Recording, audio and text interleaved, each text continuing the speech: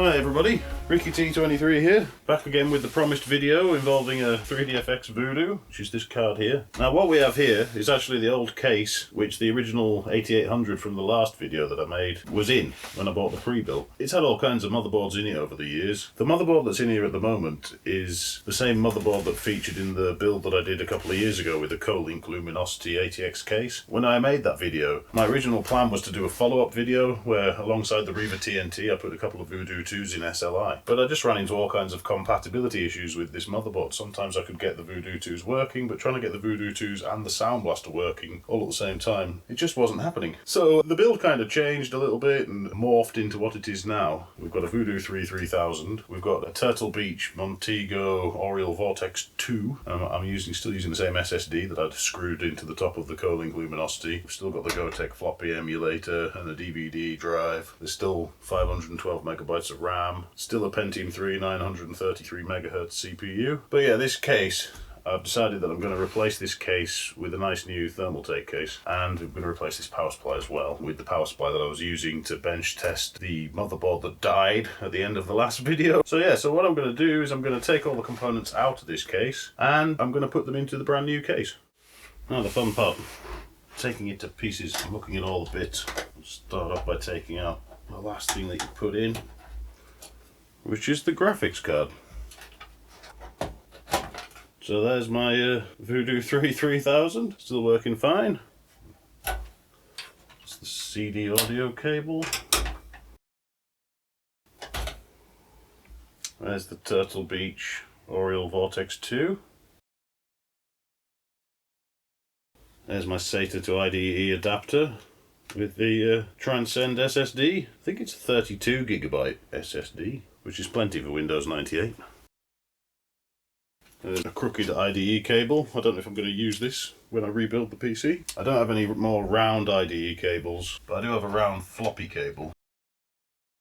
There's not a whole amount to this build really.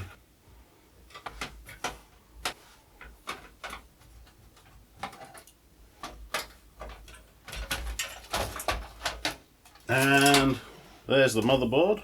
Like I said, it's a compact motherboard with an Intel 815 chipset. It's got half a gig of RAM, a 933 megahertz Pentium III. I'm using a plastic 5 1/4 inch to 3 1/2 inch bay converter. It's got these horrible tapping screws. Take that back off.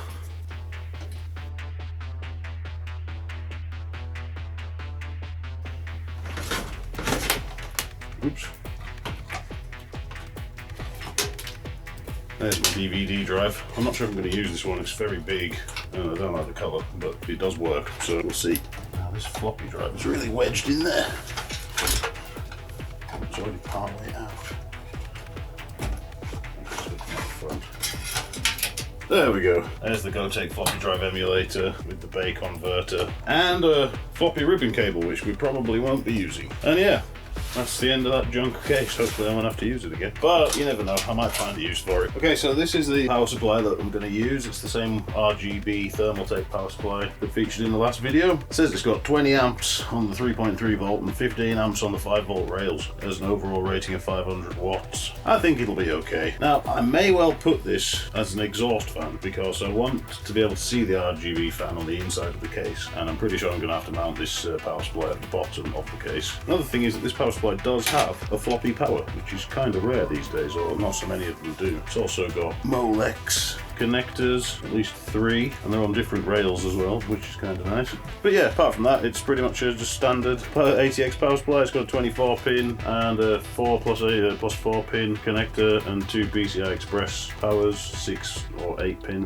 which I won't be using. So yeah, so that's the power supply, and this is the case. It's a Thermaltake Versa H21. It's a full-size ATX case. It's definitely a budget case, so I'm going to unbox it. We'll see what's inside.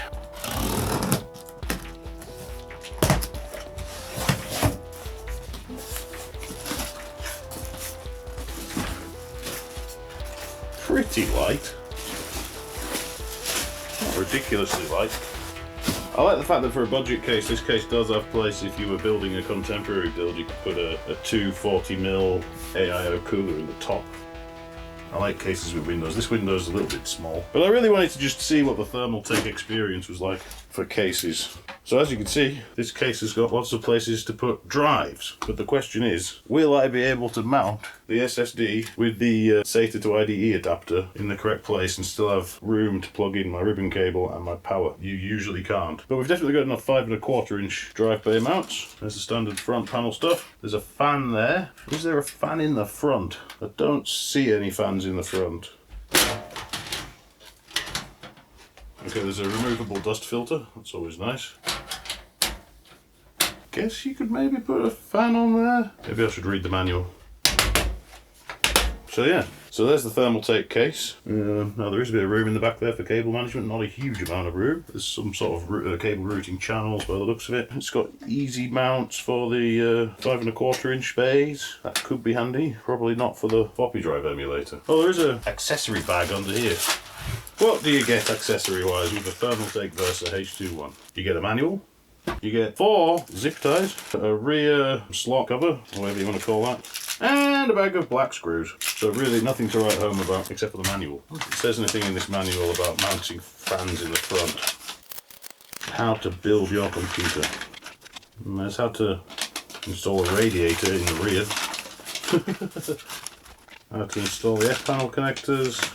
But no, there's absolutely nothing about putting fans in the front. So that's weird that Thermaltake would make a case where you can't even have an intake fan. I mean, you could put 3 fans, 1 at the back, which they've included, and 2 at the top. Or if you were making a contemporary build, you could try and fit a 240mm radiator in there. I don't know how easy that would be, but it's probably possible. But you can't put a 240mm radiator in the front, as far as I can tell. Not without doing a bit of modification work anyway. So yeah, doesn't matter to me, because the Pentium III computer isn't going to make the sort of heat where that really becomes an issue. So right, I'm going to crack on and start the build. Okay, before I do anything else, take the back panel off.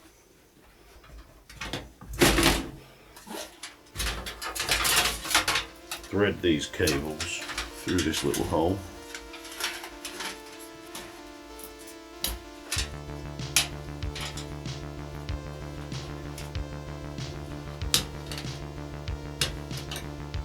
Take the front off again.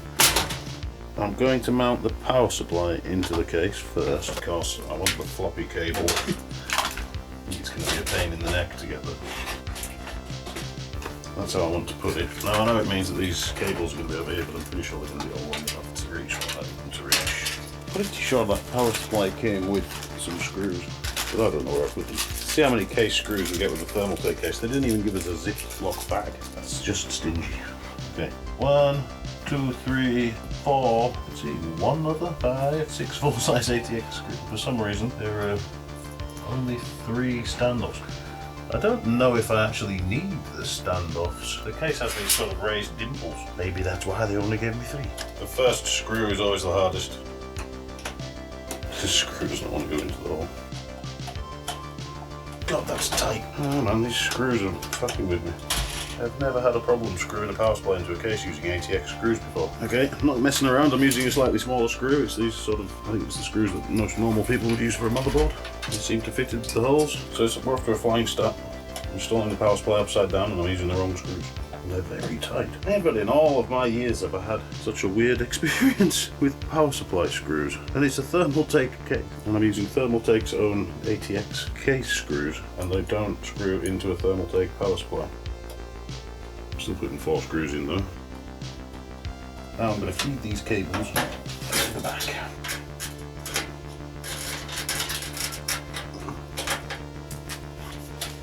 Okay, that's the power supply in the case.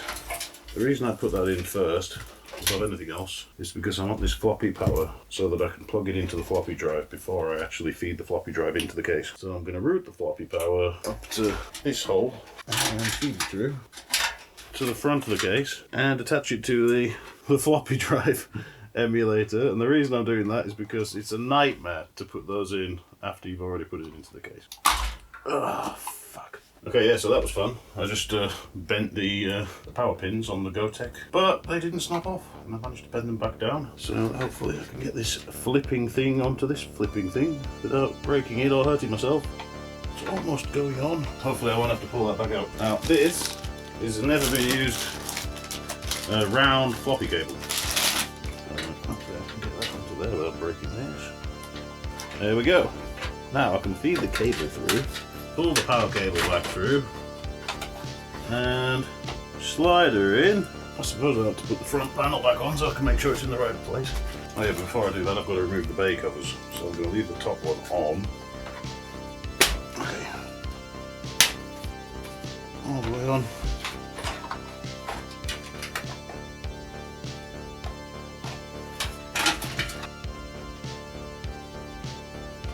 Okay, that's good enough for me. Let's see how easy it is to put the DVD drive in. I know this is easy mounting solution. Let's see how easy it is. Lock. Okay, that's locked in. That was easy. These Thermaltake ATX screws just really fat or something. Let's try a non-Thermaltake one. Okay, so apparently the Thermaltake full-size ATX screws are a little bit too chubby. Maybe they have some kind of chubby coating on them. Might as well connect that Molex power that's right next to the floppy power. I should pull the majority of that cable back through. Okay, well, I think I'm about ready to put the motherboard in. Actually, before I do that, let's try and get this SSD in. Normally we just put that in there, screw it in there, and that would be that. But the problem is, if I do that, I can't put this adapter on. There just isn't room. And this is the same problem that you have with all, whenever you use this adapter. It's just unavoidable. Now if there was somewhere to mount an SSD on the back, it still wouldn't fit because this protrudes too high. So you always end up just kind of tucking it away. You can't screw it into any of the holes. I might be able to get it in there on one of those 3.5-inch ones. If I use one of the holes at the edge, maybe like this, I can use that hole there. Let's see if I can get a screw into this hole. I don't know, guys. Maybe if I put it like so. I'm going to try mounting it on the wrong side. Trap the other side with another screw. Should hold it pretty firmly in place just by trapping the edge of the screw against the plastic shroud there. There we go. Not too tight or else it'll just pop off anyway. Can I feed that back in? Let's see. Not the top slot. Let's try the middle slot. Oh, it's in!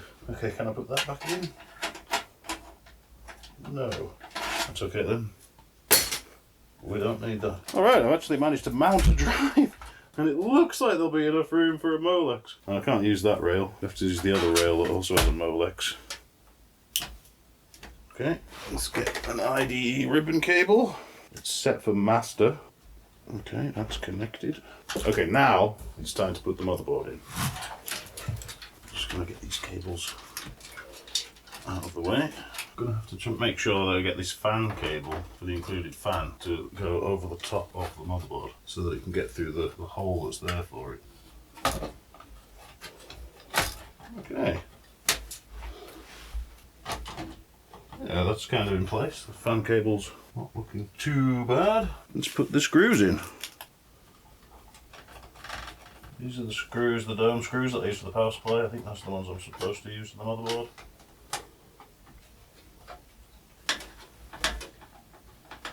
This is how I like to build computers, guys, on all fours on a carpet. Just make sure that you touch something metal that's earthed periodically so that you don't short out your computer components. You don't want to fry them. Now then, let's plug the floppy cable in. I'll route that into the back and then have it come back in again. It's not in any way whatsoever awkward. Yeah, bruh. Okay. That's my floppy connected. I shouldn't have done that because I need to get the ATX power through the same tiny hole, and there's also a Molex blocking it. Pop one of these out for the Voodoo. This metal's really brittle and shit. Oh god. This is very poor quality metal. You feel like you're ripping the case to pieces. I mean, these bars, if I try to flex this bar, it'll snap. Okay, I'm gonna put the sound card in. Let's try one of these Thermaltake case screws to secure it. Okay, that Thermaltake case screw did work for that simple task, securing a sound card. Okay, now I've got to connect my hard drive, so I'm just going to use this ribbon cable for now. Thread it through this hole here. And we'll plug it into the motherboard. And we've got the audio cable, the CD audio. And might as well connect the Voodoo 3. See if I can put this silly black cover back on. I always find these things impossible to put on. Maybe I'm just stupid.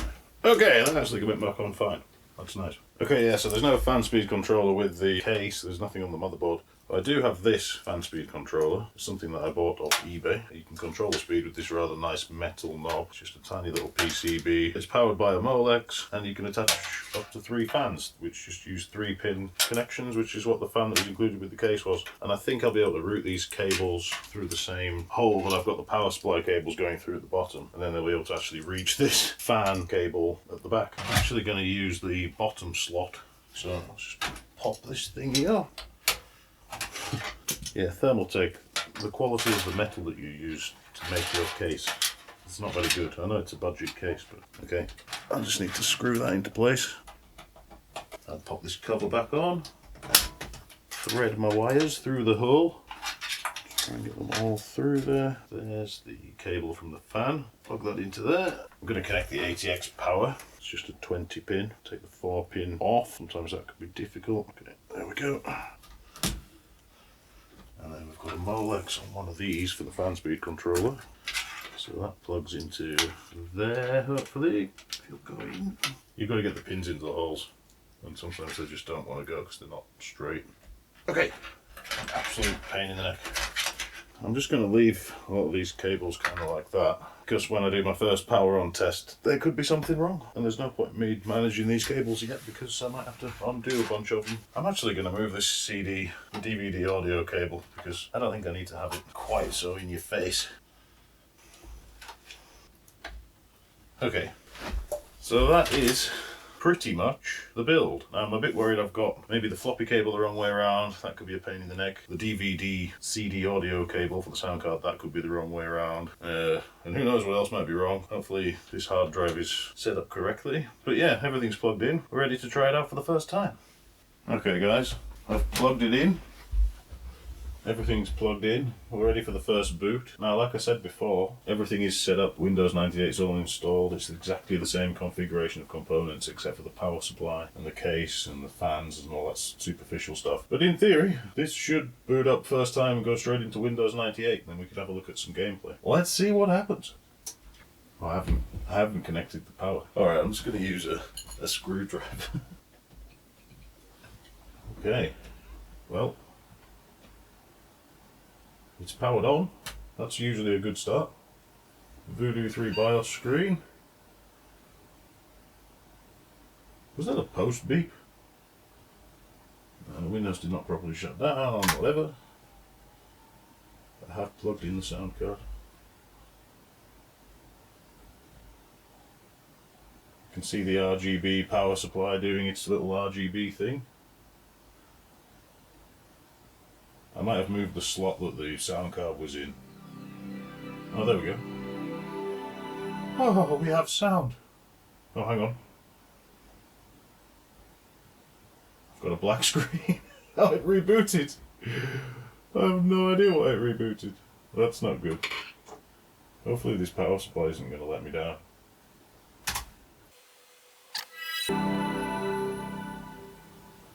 Hopefully that was just a little software crash. Okay, the mouse cursor isn't working so far. Does Control, Alt and Delete work? Nope. Wonder if it's the floppy drive. Let's see.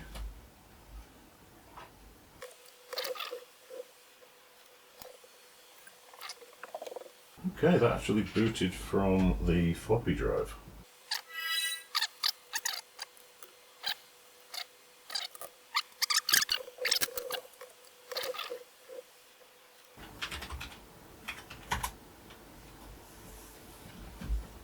Wolfenstein! Windows keep crashing. Just play Wolfenstein.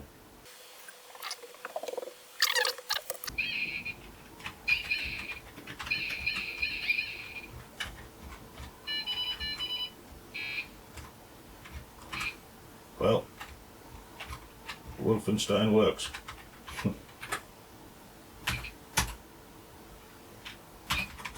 Try and get in the BIOS. Okay. I haven't connected the DVD drive. That's pretty stupid. Gonna have to do that.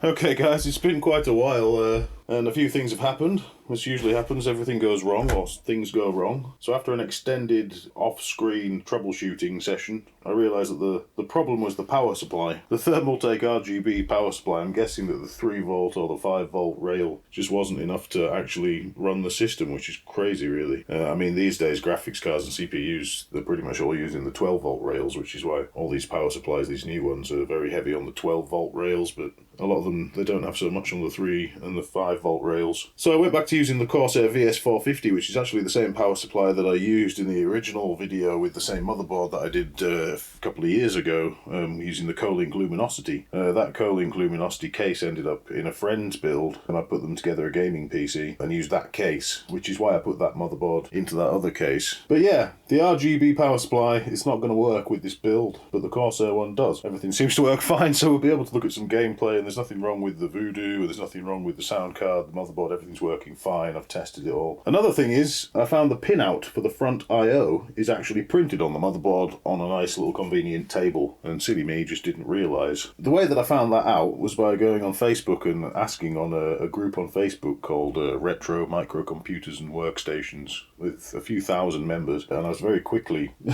I was corrected and explained to in a non-patronising way how the pinout was. So I was able to extrapolate from the table where to actually put the different headers. So I've got the reset switch working, the power switch, the power LED, and the hard drive LED. So that's nice. And another thing which I found out is that you can put a fan in the front apparently, and the way the dust filter works is actually it's a toolless design. So I have to apologise to Thermaltake for not doing my research, although it's a bit strange that they wouldn't put something like that in the manual, because there is nothing about that in the manual and it's not immediately obvious to somebody. I mean, I've built a few computers, and I guess if I'd built this as my main computer, I probably would have realised eventually. But yeah, I googled online and eventually discovered that you slot it onto the back of the dust filter and then you put the dust filter back on.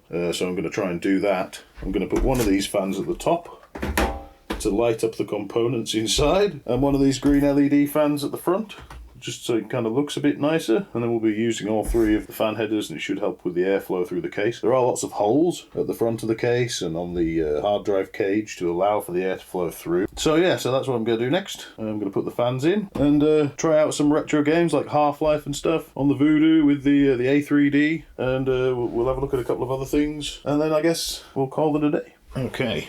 So I've used these fans before, actually on a different build with the Matrix Deep Cool 30. Luckily these fans are supplied with screws. So yeah, so this toolless design for the front panel.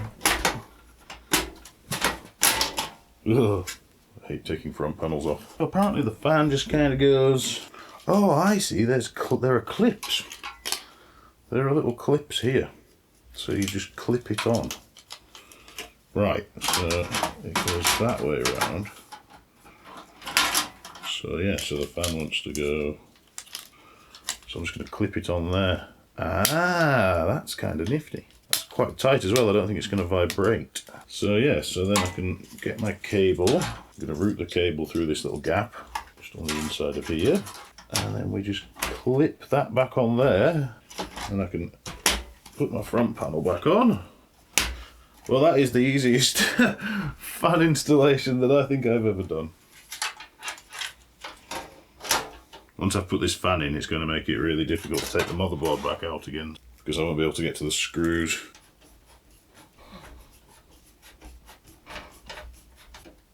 Okay, I guess that will do. Now, to get this cable, I'm going to try and poke it through this little hole here. And then we've already got the other fan cable there. So my fan speed controller, there's one of them, and there's the other one. So I'm going to route this fan cable underneath there. And this one. Now these cables, I want to tidy them up a little bit really. It's time for a Ricky T23 special how not to do cable management session.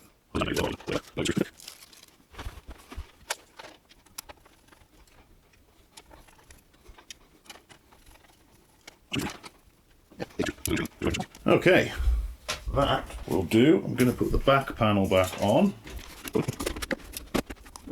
Should have located my screws before I tried to do that. Okay, there we go. I'm going to power it on and we'll see what happens.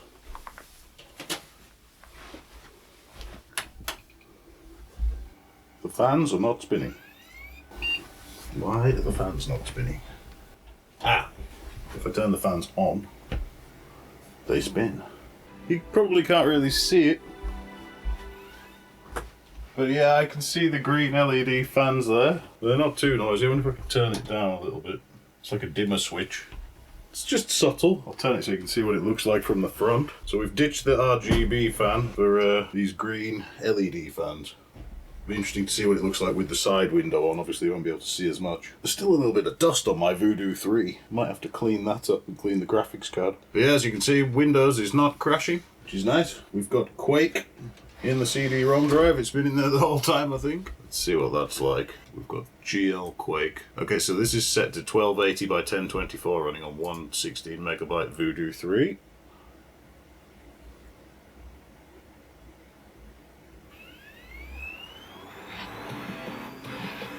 Love it. You can hear the CD audio. Hopefully I haven't reversed the stereo channels.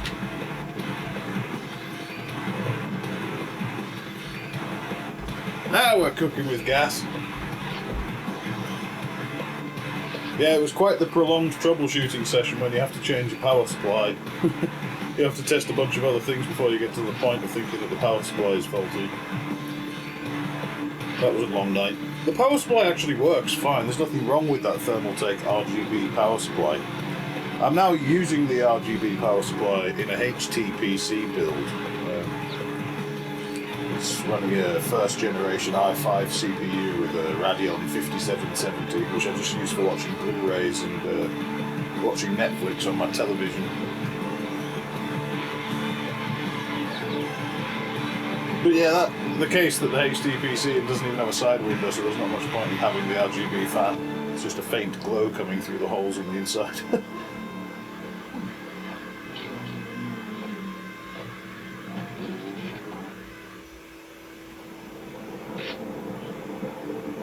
But yeah, guys, absolutely buzzing to see that we're even getting decent frame rates at super high resolution in Quake. On such amazing retro hardware, and it looks amazing, it sounds amazing. The CD is quite noisy. If I eject the CD, I don't know if you can really hear the fans.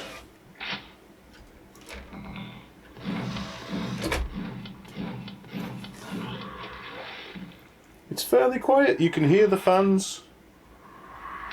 I've got them on full speed, so I can turn them down. Still have the airflow.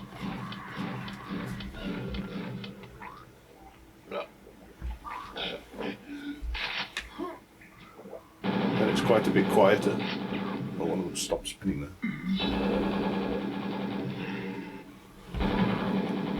There we go.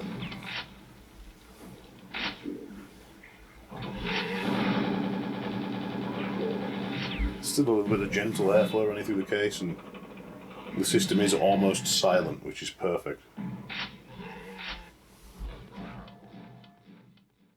Good morning, and welcome to the Black Mesa Transit System.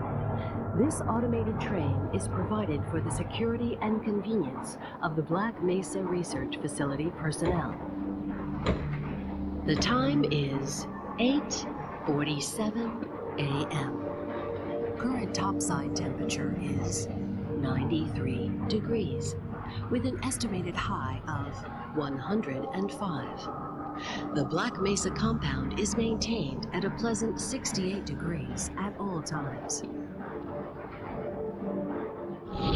If your intended destination is a high security area beyond Sector C, you will need to return to the Central Transit Hub in Area 9. In the event of an emergency, passengers are to remain seated and await further instruction.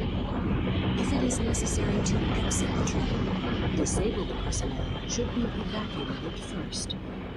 Please stay away from electrified rails and proceed to an emergency station until assistance arrives. Do you have a friend or relative who would make a valuable addition to the Black Mesa team?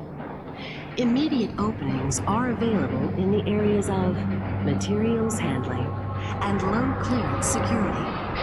Please contact Black Mesa personnel for further information. If you have an associate with a background in the areas of theoretical physics, biotechnology, or other high-tech disciplines, please contact our Civilian Recruitment Division. If you feel you have been exposed to radioactive or other hazardous materials in the course of your duties, contact your radiation safety officer immediately. Work safe. Work smart. Your future depends on it. Thank you, and have a very safe and productive day. Morning, Mr. Freeman. Looks like you're running late.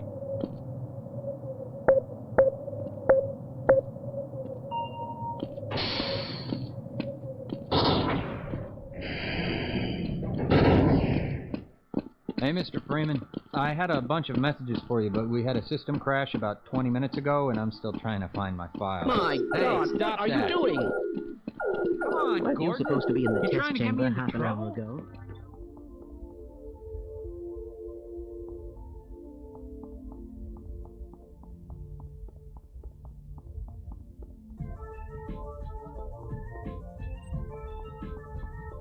Something out of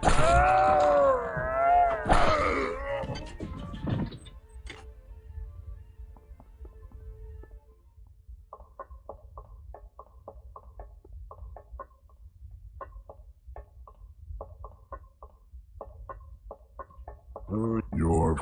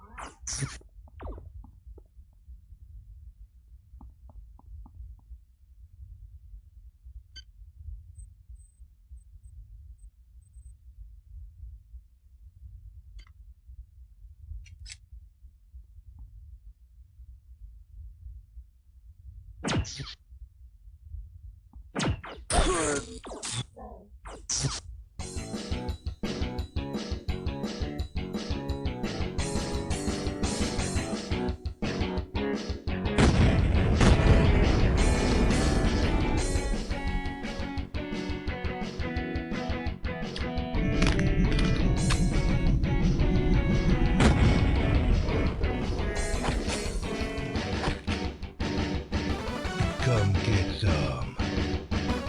Damn, those alien bastards are gonna pay for shooting up my ride.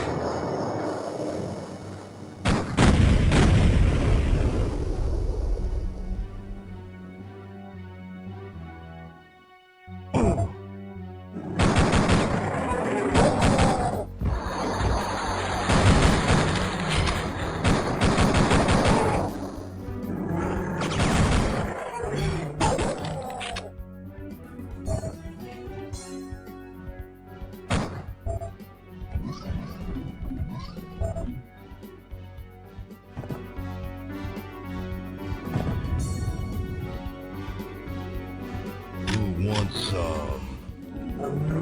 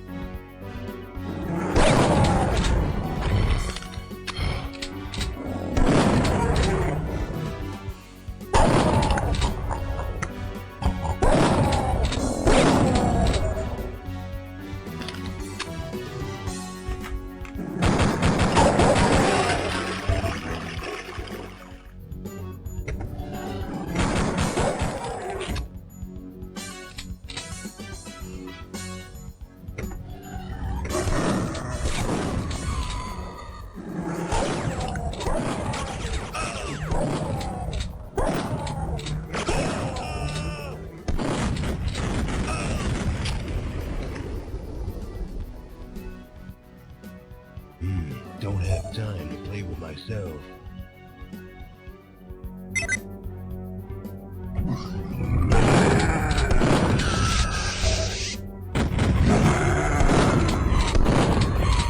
Who wants some?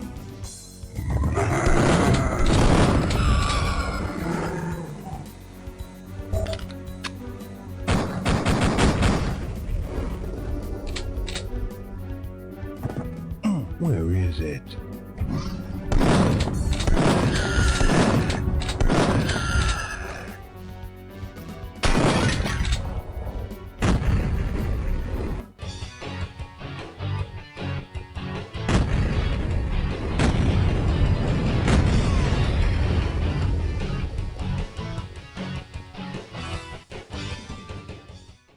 Okay, it is time to finish the build. I'm going to tidy up the cables at the back and install these 3 fans, which is slightly different. I was using these wind force fans, but I couldn't get any more. But I found a listing for the gale force fans, which have even more LEDs, 32 LEDs per fan. I'll have to remove the other fan speed controller, because that's not going to cut it anymore. It'll only support 3 fans. I'm going to use this fan speed controller. It can support up to 8 fans, just uses a single Molex.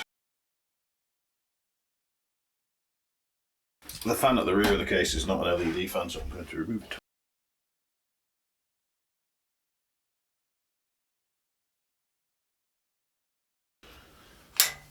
Yeah, so that's the Thermaltake fan. It's got a nice braided cable, but it's just not very long.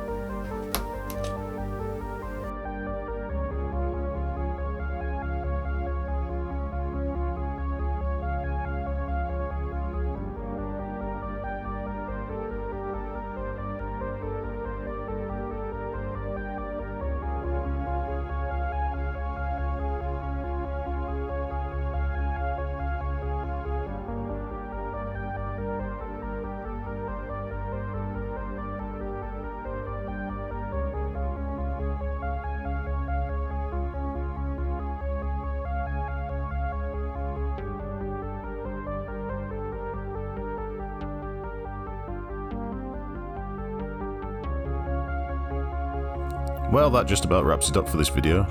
As you can see, the Voodoo 3 3000 was a very decent, well-performing card for the era.